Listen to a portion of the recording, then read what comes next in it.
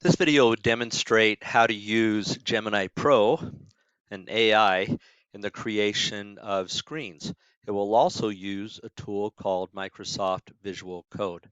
So the first thing I need you to do is go out to this website, code.visualstudiocode.com/download, and based upon if you have a Mac or Windows, click on one of these buttons. This would be for Windows, this would be for Mac.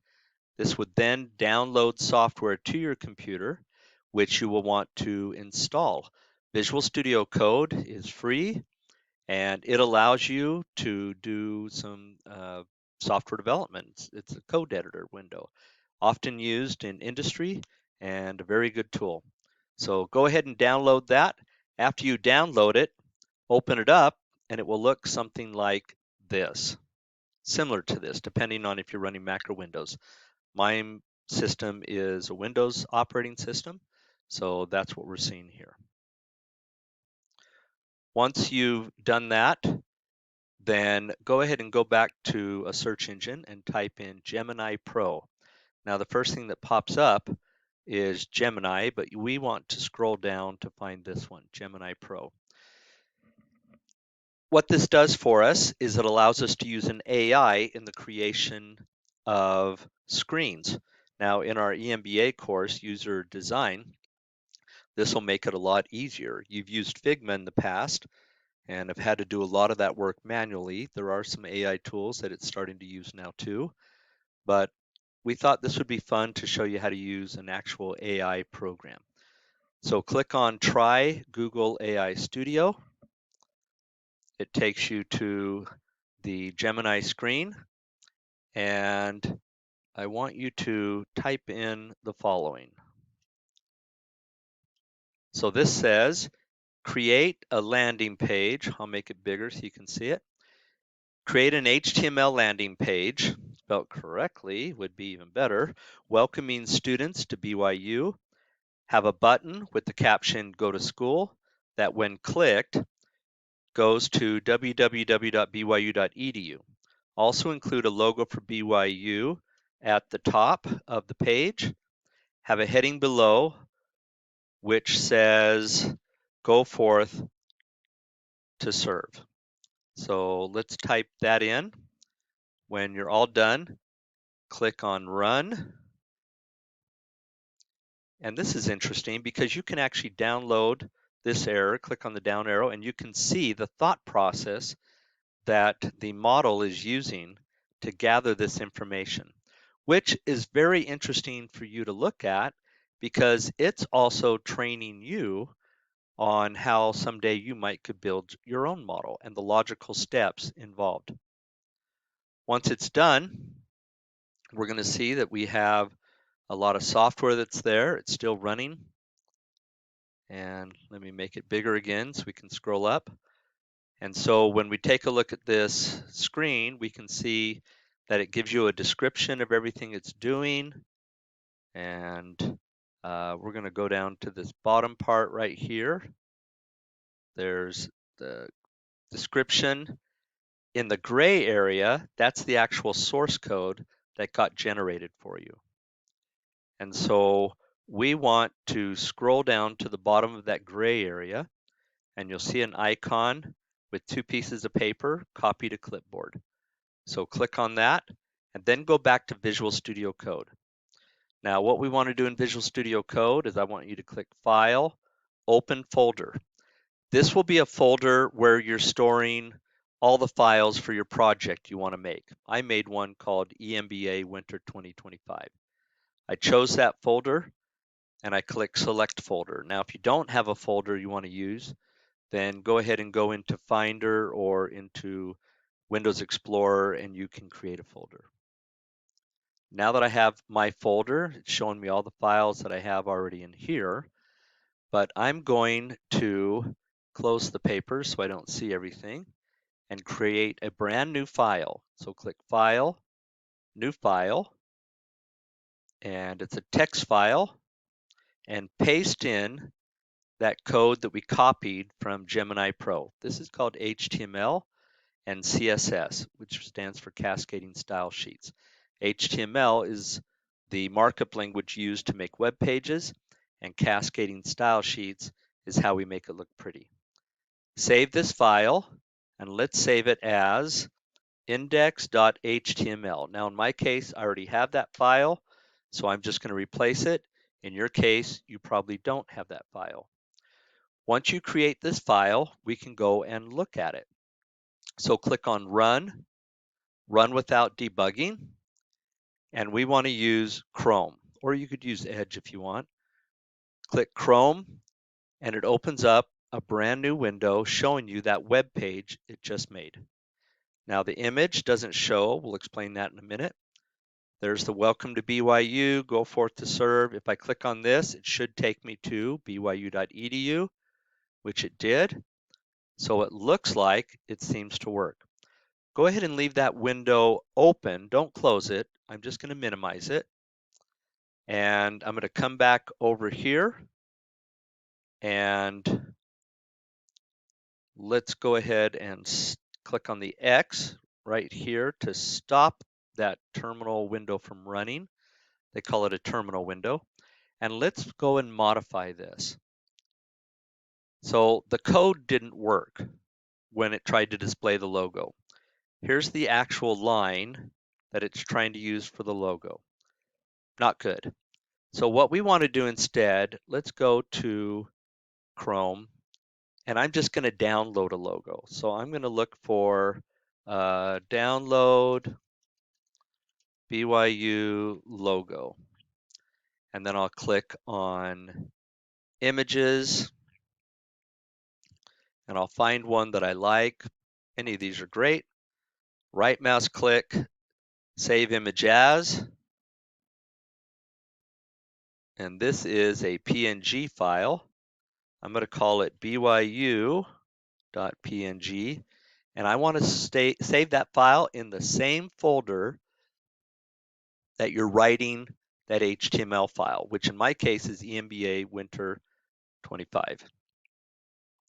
So I have that folder, and if I go back to Visual Studio Code and I click on these two pieces of paper, I see all my files, and there's the file I just downloaded right there, BYU PNG.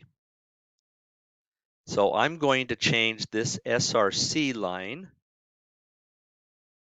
to say byu.png. That line says I'm going to display an image, and then you specify the name of the image you want to display. I'm going to save that, and I did that by saying File, Save, or you can press Control S. I'm going to go back to the window right here, and I'm going to click Refresh. And there's our image now. So we have an image showing. There's our first page that AI helped me write. Minimize that, don't close it, but minimize it. And let's go back to AI and let's have it do some more work for us.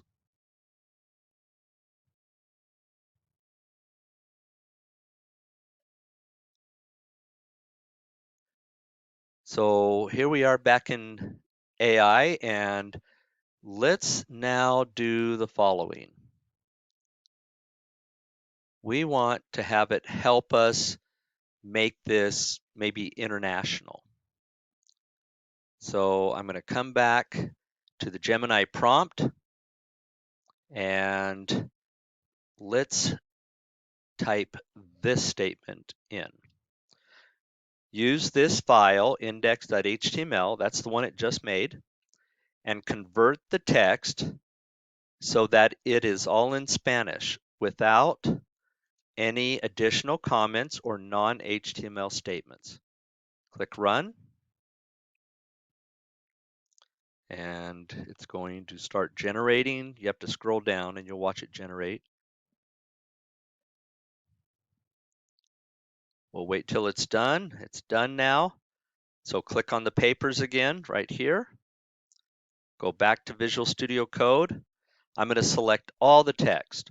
The way I do that is I use a hotkey, but you could look here and see if there's anything that selects everything.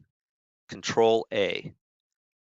So you'll have to see what that is on the Mac. Control A, and then I'll put Control V because I'm pasting in the new code. Now be aware though, I pasted in the new code and it wiped out my logo line. So I need to, once again, type byu.png. Let's save it. Come back to our screen, refresh by clicking right here. And now it's showing Spanish. And that was AI that did that for us. Let's go back to the Gemini prompt and let's see what else we can do. In the actual HTML file, you'll see there's a statement called HTML lang equals. Before it said EN, which was English. Now it's saying ES, which means Spanish. That doesn't mean that it's changing this whole language to be English or Spanish. What it's doing is it tells browsers and search engines how to actually use this code for search engine optimization. Where should it show up on browsers when somebody tries to find it? So it's using that to build a database of information about this web page.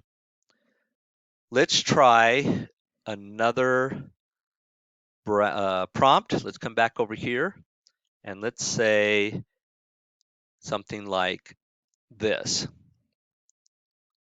Change the colors of the web page to represent Mexico's colors. Click Run and scroll down. As it's running, you might have to scroll a little bit. Still thinking. Generating the code for us now. Copy to clipboard. Come back to Visual Studio Code. Select everything, Control A, or I think in Mac it's a Command A, and then Control V. Save the file. Alt F S, or you can click File Save. Let's go back to the browser, click Refresh. Once again, we have to fix the image. You can go and do that, but notice the colors are now the colors of the country of Mexico with the red, green, and white. Let's try another one. Let's come back here and say, how about changing it for South Africa's colors? Also add a phrase at the bottom in Zulu saying God is good. Let's click Run. What we're trying to show you is how easy AI is going to make development, even in internationalization, because I can actually use this to create different languages on my web page. Now, be aware, it might not be perfect. And so I would still strongly recommend finding someone who is fluent in that language and that culture to take a quick look and see if it makes sense. Let's copy that code. Let's go back to Visual Studio, select everything, Control A, Control V, and I am going to go ahead and change this to be byu.png again. And that is becoming a little annoying, and maybe I could tell AI, leave it alone. Let's save, come back to your browser, run. Notice the colors. Now, the rest of the website was still Spanish, but I wonder if that actually means God is good. There is a way we could try that out. We could come over here and say convert Zulu to English, and we'll see if there's any converters there, which there is. God is good. Wow, that conversion looked like it worked. What else can we do? Well, let's try something fun. Try something like this. Using the original file, add a drop-down list with the following countries: USA, Mexico, South Africa, Japan, China. Depending on the country selected, change the text on the web page to be in that language: English, Spanish, Afrikaans, Japanese, Chinese. Also use that language for the phrase, God is good. Do not add extra non-HTML comments because sometimes AIs like to say, hey, I'm going to put some comments in there and maybe they don't work well and they show up. So we have to be very specific telling AI what we want. Also, change the colorization of the web page to match each country's flag. Click Run. We'll let it think for a little bit.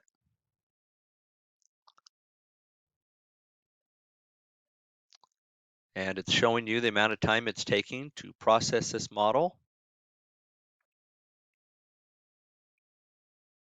You can click on the down arrow and see if you want to watch the actual process it's using. Generating the code now.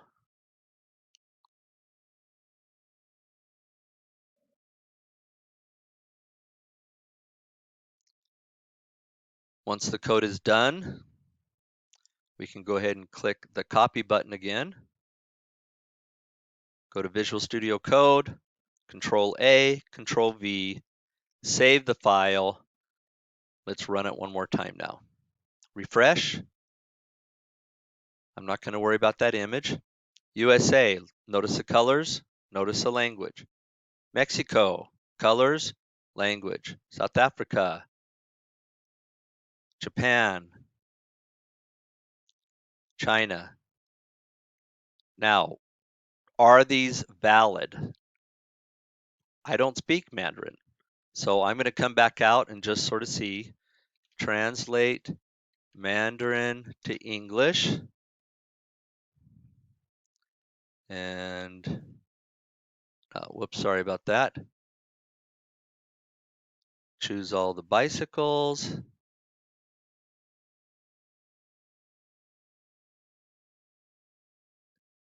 Paste in the text. Welcome to Brigham Young University. That looks pretty good.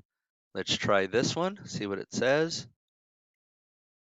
Go out and serve. That's different from go forth and serve. Let's see what this one says. God is good. Do I trust it? I don't know. But once again, that's why it's good to find somebody that's fluent in those languages. Let's have some more fun though. Notice I keep saying fun because this is amazing. You can do this. Can you also dynamically draw each country's flag on the web page?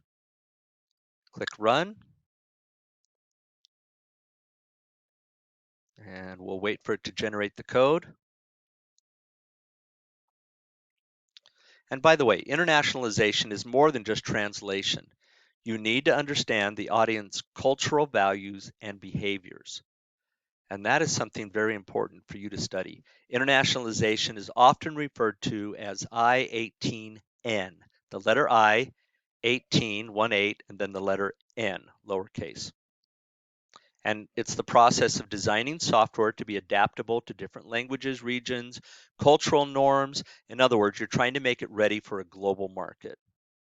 And there are free tools out there you can use for helping with internationalization, but you'd really also need to include an expert.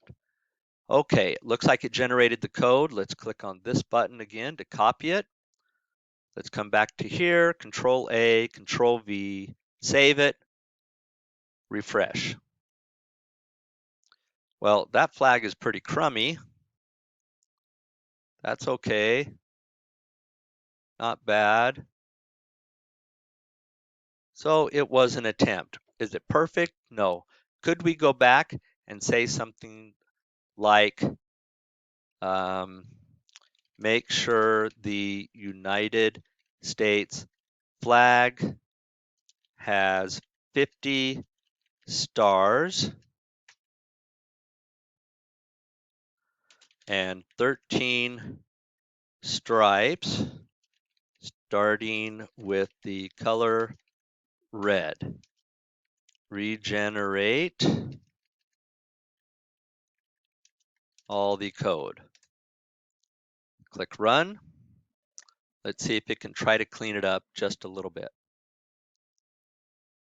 There are quite a few failures of companies that did not take into effect internationalization and the culture.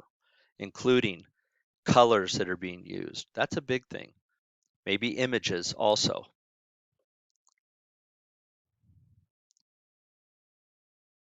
After it generates the code, we're going to go ahead and copy and continue this iterative process where we keep making it better, making it better, making it better. You keep talking with the AI, telling it, do this, do this.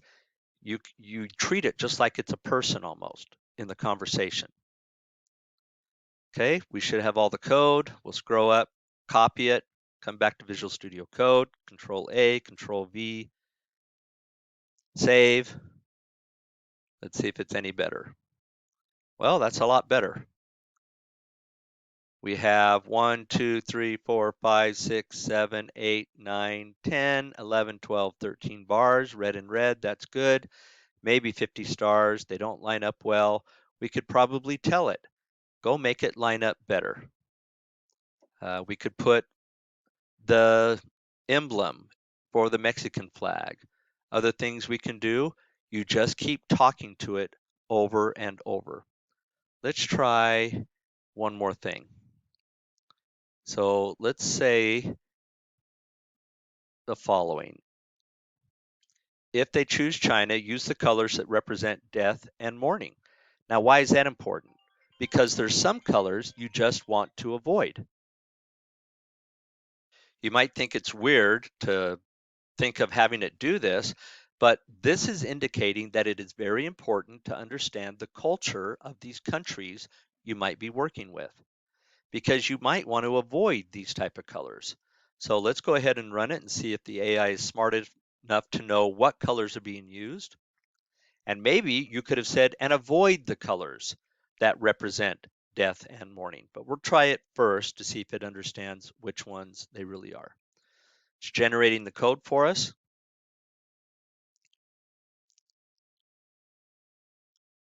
And once it's done, we will click on the copy button.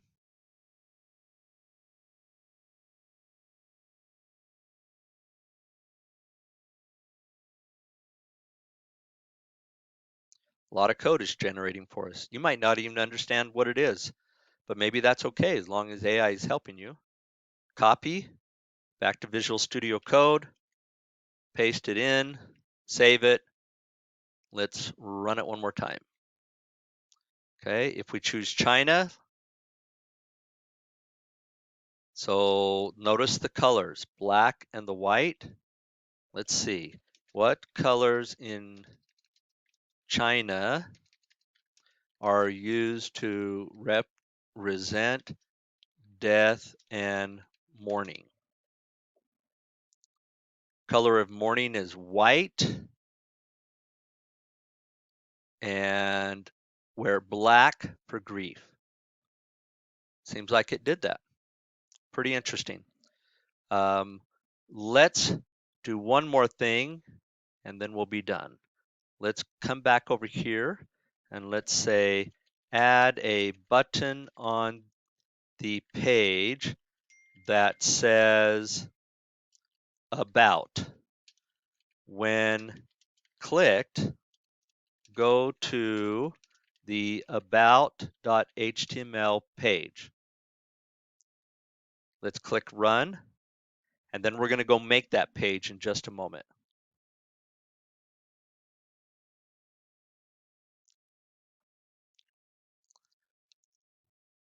Okay, it's generating all the code. Once again, there's the code, still making it.